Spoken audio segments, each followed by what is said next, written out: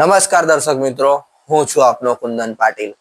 આપણે ઘણી વખત જોયું છે કે કોઈક વ્યક્તિ કોઈક ગરીબોના હક માટે લડતું હોય, પણ જ્યારે એને કોઈક ફાયદો થઈ જતો હોય ત્યારે એ હકની લડાઈ અડધી અધૂરી મૂકીને જતો રહે છે।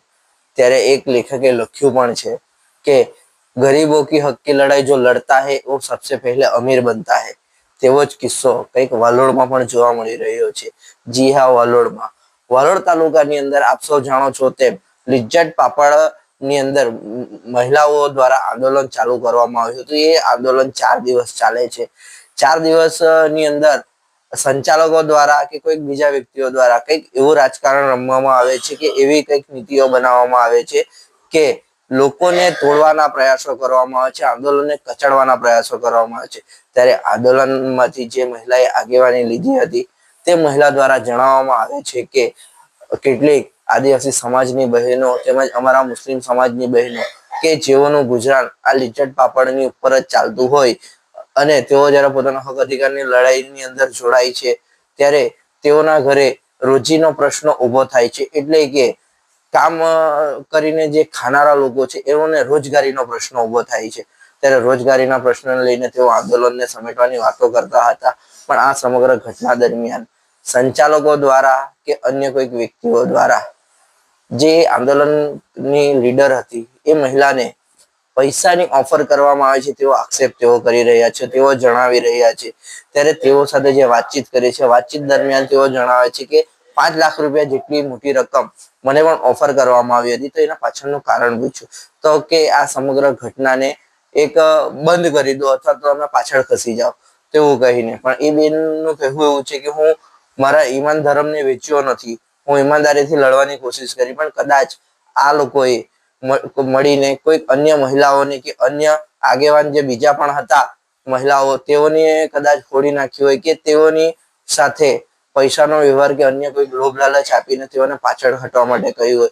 તો આજે સવારે કઈ ઘટના એવી બને છે કે અચાનક મહિલાઓનું ટોળું સવારે 7 વાગ્યાના સમયે લિજ્જત પાપડની બહાર ભેગું થાય છે અને તેઓ લોટ લેવા માટે જાય છે। જ્યારે આંદોલન શરૂ કરવામાં આવ્યું ત્યારે કહેવામાં આવ્યું હતું કે જે આગેવાન મહિલા છે તેને પ્રથમ લોટ આપવામાં આવશે, ત્યારબાદ જ આગેવાન આંદોલન સમેટવામાં આવશે। પણ એ સમગ્ર વાત એક તરફ રહી ગઈ। કેટલીક મહિલાઓ પોતાનો લોટ લઈને ઘરે પણ પહોંચી જાય છે, પાપડ વણવાનું ચાલુ પણ કરી દે છે। પછી જ્યારે જે બેન દ્વારા આંદોલન કરવામાં આવ્યું હતું, આગેવાની લેવામાં આવે તે બેન સંચાલકો સાથે વાત કરવામાં આવે। સંચાલકો એક બાહેધરી એવી આપે છે કે ટૂંક સમયમાં મુંબઈથી એક જે મુખ્ય સંચાલક બહેન છે તે આવશે, જે સમગ્ર ભારતની અંદર લિજ્જતની શાખાઓ ચલાવવાનું કામ કરે છે। એ કોઈ ઉષાબેન આવશે ત્યારે તમારા સમગ્ર પ્રશ્નના જવાબ આપશે। ત્યાં સુધી આપણે સંસ્થા ચાલુ રાખીએ, આગામી દિવસોમાં તહેવાર છે જેવી વાતો કરીને આંદોલન સમેટાઈ જાય છે। પણ એના બાદ જે મહિલા આગેવાની લીધી હતી તેના જે ચોંકાવનારા ખુલાસાઓ છે તે એક સ્પષ્ટ વાત કરે છે કે જો તમે કોઈક ગરીબનો હક લડાઈ માટે લડવા જાવ તો સૌથી પહેલા તમને જ પ્રસ્તાવ મૂકવામાં આવે છે કે તમે ગરીબોની વાત જવા દો, એમના ન્યાયની વાત જવા દો અને તમે પોતે થોડું ઘણું પૈસા લઈને કે મોટી રકમ લઈને પોતે સેટ થઈ જાઓ અથવા તો તમારું કામ પૂર્ણ કરો। ત્યારે કોઈક ઈમાનદાર વ્યક્તિ હોય છે કે ઈમાનદાર બહેન હોય છે, એ પોતાનો ઈમાનદારી વેચી ના શકે તો એના સિવાય પણ અન્ય લોકોને ખરીદવાની કોશિશ કરવામાં આવે છે અને કેટલાક વેચાઈ પણ જાય છે। ત્યારે આક્ષેપો પ્રત્યાક્ષેપો તો ઘણા થાય છે। હવે આની અંદર સત્યતા કેટલી તે તો જોવું રહ્યું, પણ અહીં વાત એક સાથ થાય છે કે મજબૂરીના કારણે કેટલીક બહેનોએ પોતાનો રોજગાર ફરી મેળવવા માટે આ આંદોલન તોડ્યું, કેટલાક લોકોએ પૈસા ખાતર તોડ્યું કે કેટલાક લોકોએ કોઈક લોભ લાલચના કારણે તોડ્યું। પણ અહીં એક પ્રશ્ન હજી પણ રૂંધાઈ રહ્યો છે કે જે ન્યાયની માંગણી હતી એનું શું, ગરીબોના ન્યાયની વાત હતી એનું શું, જેવા અનેક પ્રશ્નો। અને એ બેનને જયારે પૂછવામાં આવે કે ગરીબોને ખરેખર ન્યાય કોઈ દિવસ મળી શકે, તેમણે સ્પષ્ટપણે ના પાડી કે ના, આ સમયની અંદર આ વસ્તુ શક્ય નથી। ત્યારે શું ગરીબોએ પોતાના ન્યાય માટે રઝળતું જ રહેવાનું અને જે કોઈ પોતાના હક અધિકાર માટે કોઈને આગેવાન બનાવીને એને લડવા માટે કહે છે ત્યારે આ આગેવાનો કોઈક પૈસાથી વેચાય છે કે કોઈક અન્ય વાતોથી વેચાઈ જાય છે કે દબાઈ જતા હોય। અને જે લેખકે લખ્યું છે કે ગરીબો કી હક કી લડાઈ લડને વાલા સબસે પહેલે અમીર બનતા હૈ, એ વાક્યને વાલોડ તાલુકાની અંદર લિજ્જત પાપડના આંદોલન કાંડની અંદર સાક્ષાત કરવામાં આવ્યો હોય તેવું જોવા મળી રહ્યું છે. ત્યારે જોઈએ હજી આ મામલામાં કોઈ નવો ખુલાસો થાય છે કે કેમ, અને જે મહિલાએ નિવેદન આપ્યું છે, આગેવાન મહિલાએ, તેની પણ વાત આપણે સાંભળીએ. જી, આપનું નામ? સાહિસ્તા સોહેલ સૈયદ. તમે એક આગેવાની ઉપાડી હતી લિજ્જત પાપડની બહેનોને હક અપાવવા માટે, ત્યારે આ આંદોલન આજે કચડાઈ ગયું. સવારે તમે કીધું હતું કે લોકોની મજબૂરીના કારણે આંદોલન કચડાયું છે, પણ લોક ચર્ચા અત્યારે હાલ અલગ જ કંઈક ચાલી રહી છે કે કેટલાક લોકોને પૈસા આપીને ખરીદવામાં આવ્યા છે, તેમજ કેટલાકને કોઈક લોભ લાલચ આપીને પોતાના તરફ કરી લેવામાં આવે છે સંસ્થા દ્વારા. એમાં સત્યતા કેટલી? ઘણી બધી સત્યતા છે જે મારા પીઠ પાછળ પર થઈ છે, જેની અમુક વસ્તુની મને જાણ પર નથી. જી, લોકોનો એક આક્ષેપ એવો પણ અત્યારે ઉભો થયો કે તમને પણ કોઈક પૈસા આપવા માટે કહેવામાં આવ્યું હતું, લોભ લાલચ આપવાના પ્રયાસો કરવામાં હતા આ સમગ્ર આંદોલનને સમેટવા માટે. હા, મારા પર બી એવા કોલ આવ્યા હતા, મને પણ જાણ થઈ છે. મને પણ ઘણી બધી રકમનો ઓફર હતી, છતાં પણ મારો ઈમાન છે, મેં એક મુસ્લિમ છું, એ સમજીને મેં એવું વિચાર્યું કે મારો ઈમાન ખરાબ થઈ જાય. મારા ઈમાનના સામે મેં એ વસ્તુ એક્સેપ્ટ નહીં કરી શકું, કેમ કે અમારો ધર્મ અમને એ જ નથી આપતો કે તમે કોઈ બી લાલચથી કામ કરો. ને મેં તો બહેનોના હકમાં લડતી હતી, તો એમાં મને પૈસાનું કોઈ જરૂર જ નહીં હતી. મને બહેનોનો સાથ સપોર્ટ હતો, તે જ મારા માટે બહુ મોટી વાત હતી. તમને આ પૈસાની ઓફર કેટલા રૂપિયાની કરવામાં આવી હતી? મને ટોટલ પૈસાની ઓફર 5 લાખની આવી હતી. 5 લાખ. 5 લાખ રૂપિયા જો તમને આપવામાં આવત ને એના બદલામાં સંસ્થાએ કે કોઈ જે વ્યક્તિ ઓફર કરી એને તમને શું કરવા માટે કહેવામાં આવ્યું હતું? મને 5 લાખની ઓફર આપીને એ કહેવામાં આવ્યું હતું કે તમે બસ પાછળ પગ લઈ લો, બહેનોને લોટ લેવા દો, પછી આગળ આપણે મીટિંગ કરીને ડિસ્કસ કરશું. જી, આજે ઓફર આપનારા હતા તે ગામના જ લોકો હતા? હા, ગામના લોકો છે. રાજકારણમાંથી હતા કે સંસ્થામાંથી? બંનેમાંથી. બંનેમાંથી. રાજકારણ વાળા પણ હતા, સંસ્થા વાળા પણ? હા, બંનેમાંથી. તમે કોઈનું નામ કહી શકશો? નહીં, મેં નામ કોઈનું નહીં લઈને કહી શકું. કેમ કે રાજકારણ વાળા પણ આપણને કે ને ક્યારે ને ક્યારે સપોર્ટમાં છે. એ લોકોને આપણે બી સપોર્ટ કરી શકીએ, એ લોકો આપણને બી સપોર્ટ કરી શકીએ. એટલે મેં કોઈનું નામ બહાર પાડવા નથી માંગતી. જી, એટલે લિજ્જત પાપડની સંસ્થાએ એક તો પોતાનો જે સત્તાનો પાવર હોય કે રાજકારણીઓનો વગ લઈને કે પૈસાના જોરે આંદોલનને કચડ્યું, ને જે મહિલાઓની મજબૂરી હતી એના ઉપર પણ એમને પૂરો જોર અજમાવીને સામદામ દંડ ભેદની નીતિ અપનાવીને આ આંદોલન કચડ્યું છે, એવું આપણે ચોખ્ખાપણે કહી શકીએ. હા, એ લોકો કર્યું છે એ વસ્તુ. કદાચ તમે કહો છો કે તમે નથી વેચાયા, કે તમે પોતાના ઈમાન ધર્મ ઉપર કાયમ રહ્યા, તો એ જ રીતે કદાચ કોઈક બીજાને ઓફર કરીને બીજાને પૈસા નાખવામાં આવ્યા હશે ખરા? હા, મારા પીઠ પાછળ ઉભા રહેવા વાળા ઘણા બધા એવા છે કે જે લોકો સાથે આ વસ્તુ બની શકે છે ને એ લોકો એ વસ્તુ કરી શકે છે, ને એ લોકો કર્યું પણ છે. જે કર્યું છે એમાં કોઈનું નામ ખરું? નહીં, મેં કોઈનું નામ લઈને નથી કહેવા માંગતી. મેં જાણું છું, ઘણું બધું જાણું છું, એનાથી બી વધારે જાણું છું કે ક્યાં ક્યાં કઈ મીટિંગ થઈ છે, પણ મેં કોઈનું નામ લઈને જાહેર નથી કરવા માંગતી.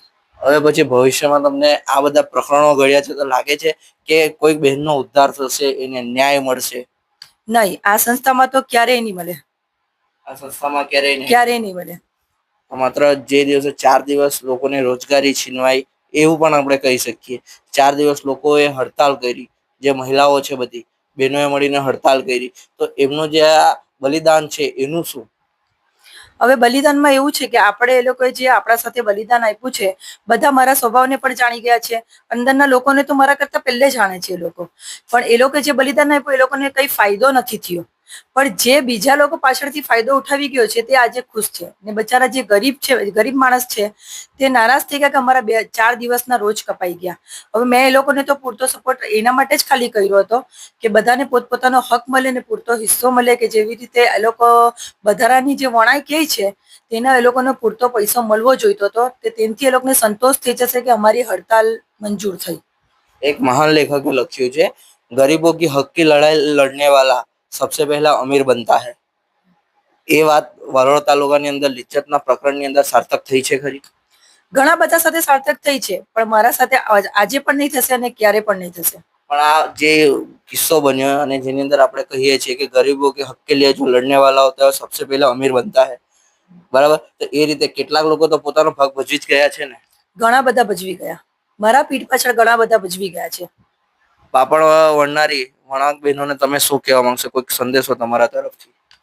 પાપડવાળી બહેનોને મેં એક જ વસ્તુ કહેવા માંગુ છું કે કોઈ કોઈનો ધર્મ કોઈ કોઈની જાતિ નહીં જોઈ. જેવી રીતે મેં ઊભી થઈ, મેં કોઈનો ધર્મ નથી જોયો, કોઈની જાતિ નથી જોઈ. મેં નથી જોયું કે આદિવાસી બહેનો મારા સાથે છે કે નહીં, મુસ્લિમ બહેનો મારા સાથે છે કે નહીં. મેં ખાલી એક જ લડત લડી છે કે બધાને ઇન્સાફ મળે. તો તમે બધા બી પોતપોતાના મત પર એવા ઉભા રહ્યો કે અમે બી આજે આ બેન મુસ્લિમ છે છતાં બી આદિવાસી બહેનો માટે બોલ્યા છે, તો અમે બી એકબીજાના સપોર્ટર બનીએ, એકબીજાના સાથે રહીએ કે જેનાથી બધાને હિંમત રહી. અંદરવાળા આપણને જે પ્રશ્ન કરે છે, ઊંધા સવાલ કરે છે, ઊંધા જવાબ આપે છે, તે બધું નહીં કરી શકે. મારું નામ સાહિસ્તા સોહેલ સૈયદ છે. મેં અહીંયાની સભ્ય છું, બધા બહેનોની વણતરવાળી બહેનોની સભ્ય છું. અમે જે અહીંયા એ લોકોને અરજી આપી હતી અમારા 22 મુદ્દાની, તેમાંથી અમુક મુદ્દા મંજૂર થયા છે. પણ જે મેન શાખાના મુંબઈના બેન છે ઉષાબેન, તેમણે એવું કીધું છે કે એ પોતે આવીને અહીંયાથી જે બી મંજૂર કરવાના છે મુદ્દા, તે પોતે જાતે આવીને અહીંયા આવીને વાત કરશે બધા સાથે. ત્યારથી આ બધી ગરીબ બહેનોની જે રોજી આટલા દિવસથી બંધ થઈ છે, તેના માટે અમે આજે લોટ ચાલુ કરાવી દીધો છે.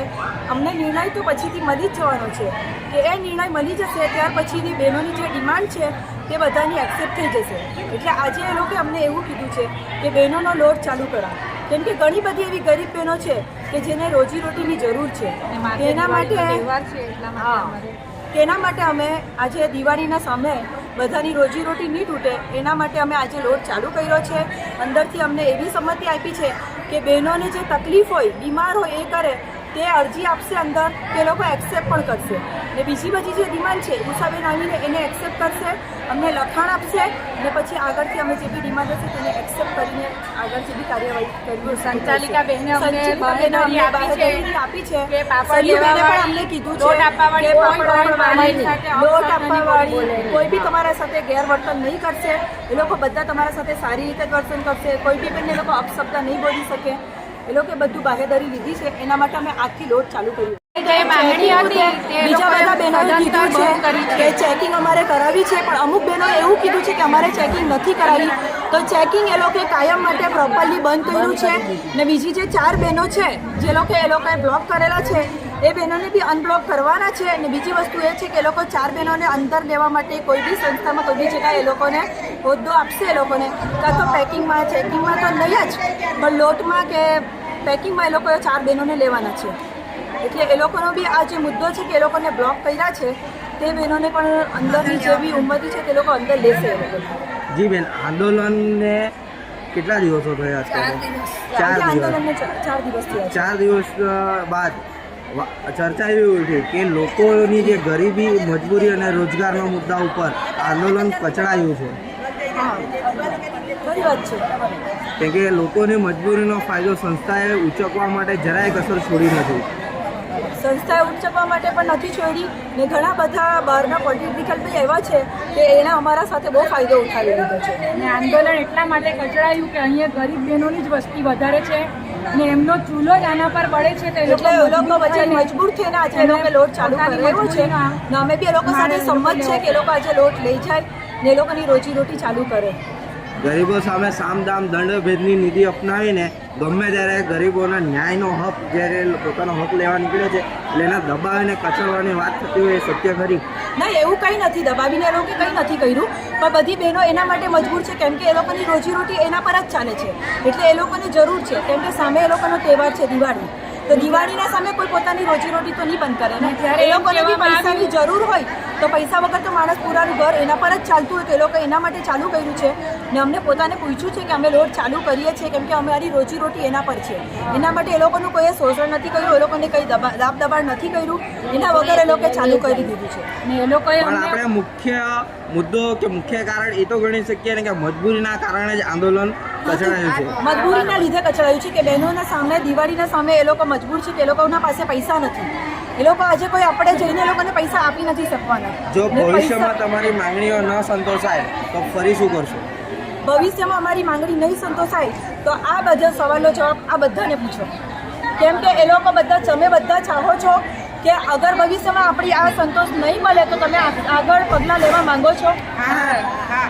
બીજી વાત કે અમોને મોટીએ કીધું, સરયુબેન ગયા હતા બોમ્બે, તો એ લોકોએ ઉષાબેને એવી વાત કરી છે કે અમે આવીને પોતે ઉષાબેન એ પ્રશ્નના સોલ્વ કરશે. બરાબર છે. અમારે નમ્ર વિનંતી છે કે એ વહેલા આવે અને અમારા પ્રશ્નના જવાબ આપે કે અમારું હકનું અમને આપે. તમે ઉષાબેનને જોયું છે? નથી જોયું કોઈ કેટલા વર્ષથી સંસ્થામાં જોડાયેલા છો? અમારા મા બાપ 55 વર્ષથી છે. તે લોકો અમારા નથી સાસુ જોયા અને 50 અમે બી વર્ષથી નથી જોયા. જ્યારે અહીંયા માચીસનું કારખાનું હતું ને ત્યારથી મારા સાસુ જોડાયા હતા ને મારા સાસુ અહીંયા ચેકિંગમાં એટલે પેકિંગમાં વર્ષોથી જે બધી રીતે સંસ્થાની ઉપર મોટા માતા બેઠા છે એ લોકો તો આ દિન સુધી અહીંયા આવીને એક જોયું જ નથી અને અહીંના 1100 જેટલી મહિલાઓ એમને પણ જોયા નથી. ના, એ લોકો કમિટીવાળા જ જોઈ શકે. કમિટીમાં જ મિટિંગ થાય, બહારની બહેનોની કોઈ મિટિંગ નથી થતી. અમને અંદરના સંચાલિકાબેન સરયુબેને બાંહેધરી આપી કે ઉષાબેન પોતે આવશે અને તમારા ન્યાયનો હલ કરશે. એમના પર વિશ્વાસ રાખીને અમે આજે અમારી રોજી ચાલુ કરી છે. એમાં અમે બધા સંમત છીએ.